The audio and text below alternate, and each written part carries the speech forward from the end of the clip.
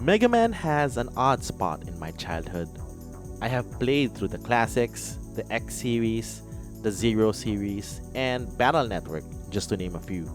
And while I have spent countless hours running, jumping, and shooting through these games, somehow none of them own a deeper cut within my childhood than one title that most people have probably never heard of.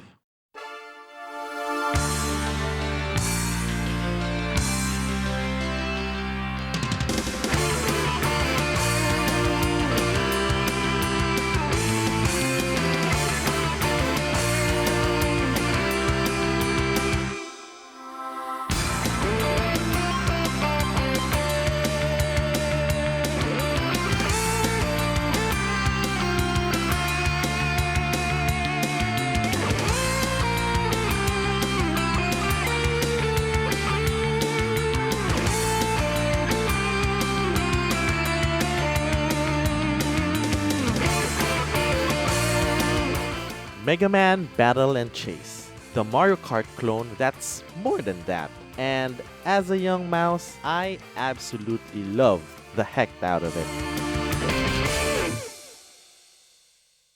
My father bought most of our PlayStation games. It was the late 90s to early 2000s, so there were no big review sites or YouTube videos to reference. He just picked what he'd think we'd enjoy. And honestly, I'm thankful for that. Because half the time, he chose the weirdest, oddest games that most of my friends back in the day scratch their heads when I talk about them. Because they don't know it. So, thanks, Papa, for giving me an awesome taste. Mega Man Battle and Chase was published in 1997 and has everything a good Mario Kart clone needs. Cool cars, fun tracks, a variety of items to throw, and of course, the Grand Prix mode. What separated it from being just a copycat, however, was the amount of effort the developers made to give it a true Mega Man soul, if you will.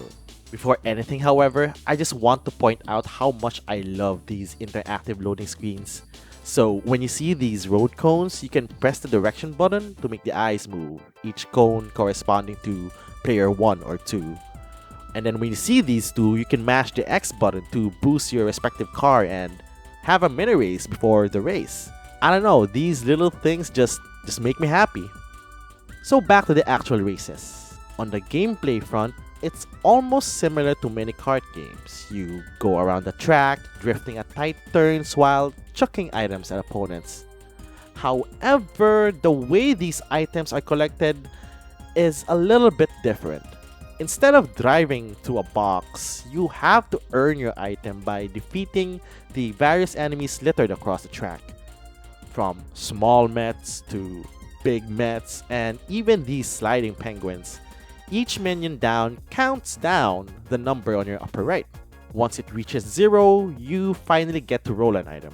Of course, there's your standard speed boost and lightning strikes to slow everybody down, to game-specific ones like increasing the number of enemies you need to kill, to turning all of them into spikes for a time.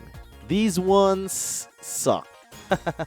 So, how do the racers earn their points? Well, this is where another part of Mega Man's soul kicks in.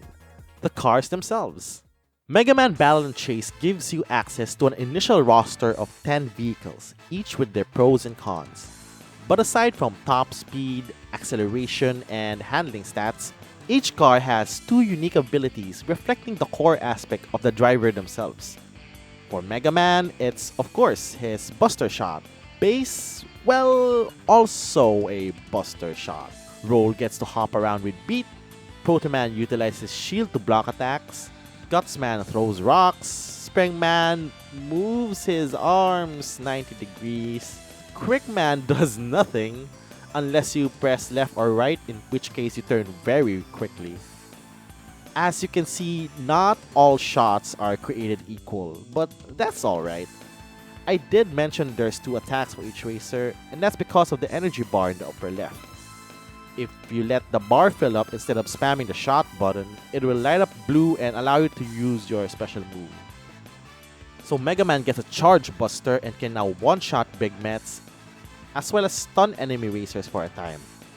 It's a bit hard to aim, but when done right, can really clutch out some tight races. Gutsman slams the ground and makes everyone across the map bounce up uncontrollably. Quickman finally does something and gives himself a little boost. By the way, funny fact, Quickman is not even the fastest in the game. About racing, where being quick is the key. Heck, he even says so himself here. See? Now, I'm sure Battle and Chase is a blast to play in multiplayer. However, as a young mouse, I prefer to be mostly holed up by myself. I only get to play usually with whoever's with me at the house, and most of the time, people were too busy with house things. It's understandable though, and that's okay. Because the biggest piece of the Mega Man soul I'm talking about comes in the form of its single player mode, the Grand Prix. Grand Prix mode allows you to pick a racer and fight all the others in their respective tracks, kinda like Mega Man. Also kinda like Mega Man is the fact that once you beat a racer, you can swipe one of their parts for yourself.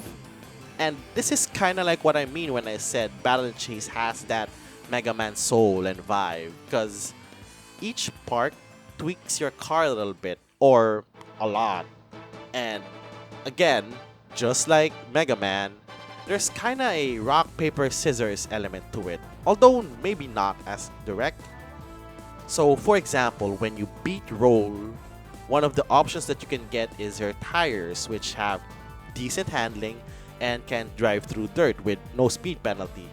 This type of wheel is one of the better ways to deal with Gutsman stage, since it is mostly dirt. All of these, of course, can be seen in a handy list in the game, although the problem is you kinda don't know what they do until you take it. So a quick online search should do the trick. Now, this mixing and matching of parts is where I found the most fun.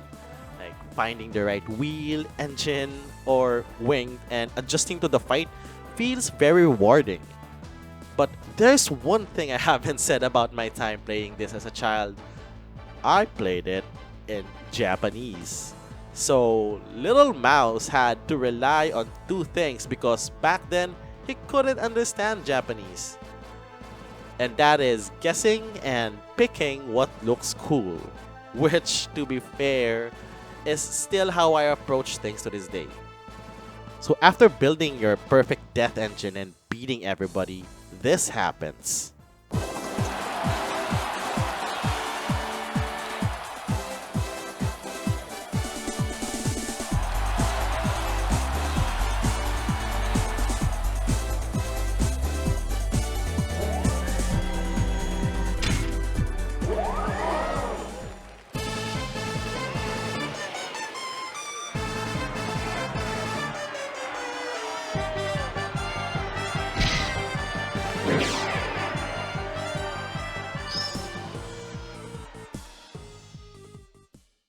Yup, a good old cartoony plot twist. This unlocks the base fight, where the difficulty gets a little tough. Base really likes to get behind you to line up his charge shot perfectly, and it gets annoying pretty quick. Oh, and note, if you play as Base in the Grand Prix mode, you instead fight Mega Man in the city. Defeating Base then unlocks the boss fight, Dr. Wily himself.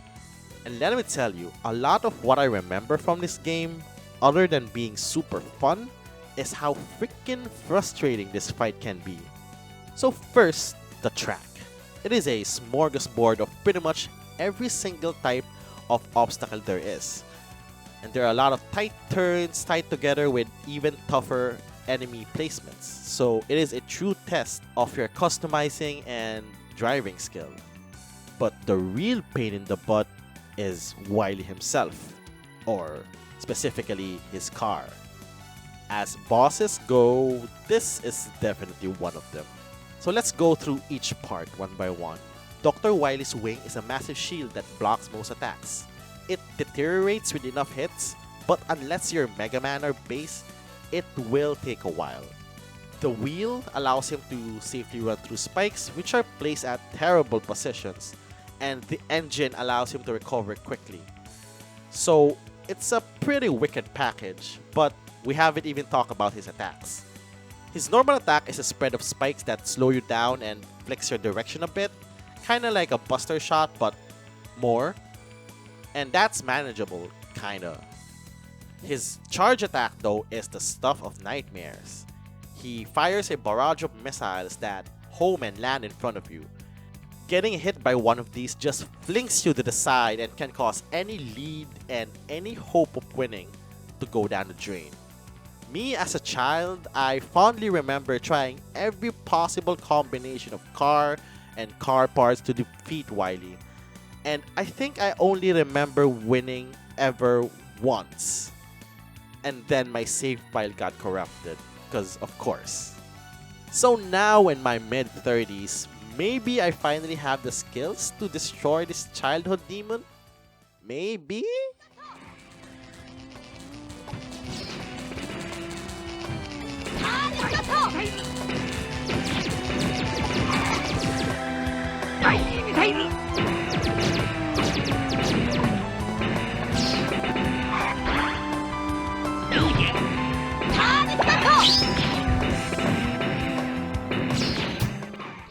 Even when equipped with actual game knowledge and slightly better driving skills, I honestly had to rely on item luck to roll just the right weapon to take over him at just the right time, and even then I barely won.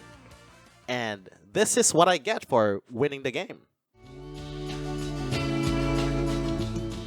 Not the best, but it is something.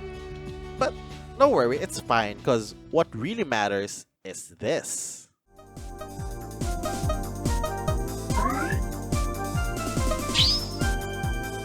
After beating it once, it's pretty much the same cycle, albeit with a higher difficulty.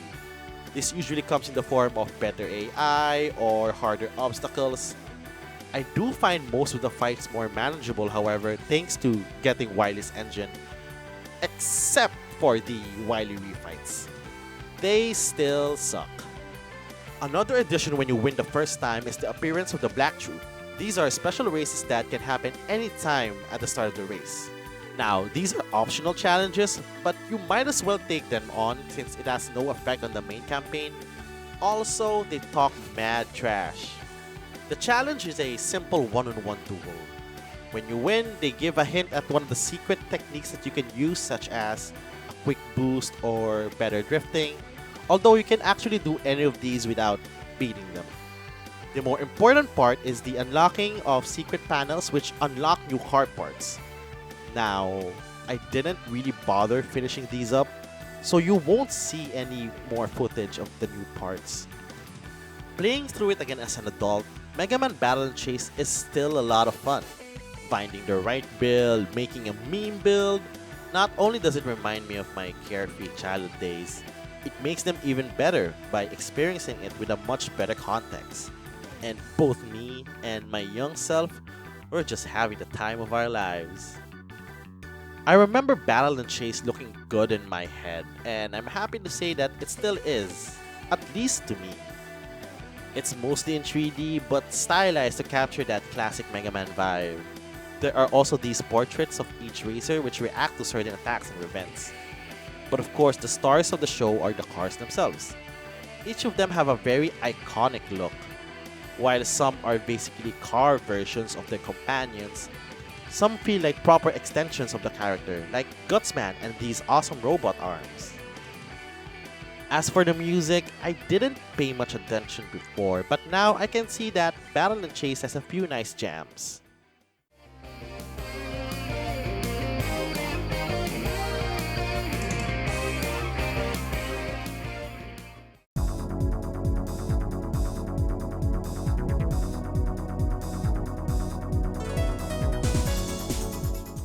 And though I don't play it much or at all, I'll touch a bit on Versus Mode. It offers 4 exclusive tracks, the 3 Sky stages and the Space stage. But a quick warning, The space stage is probably one of the worst tracks I've ever played in any racing game. I mean, look at it.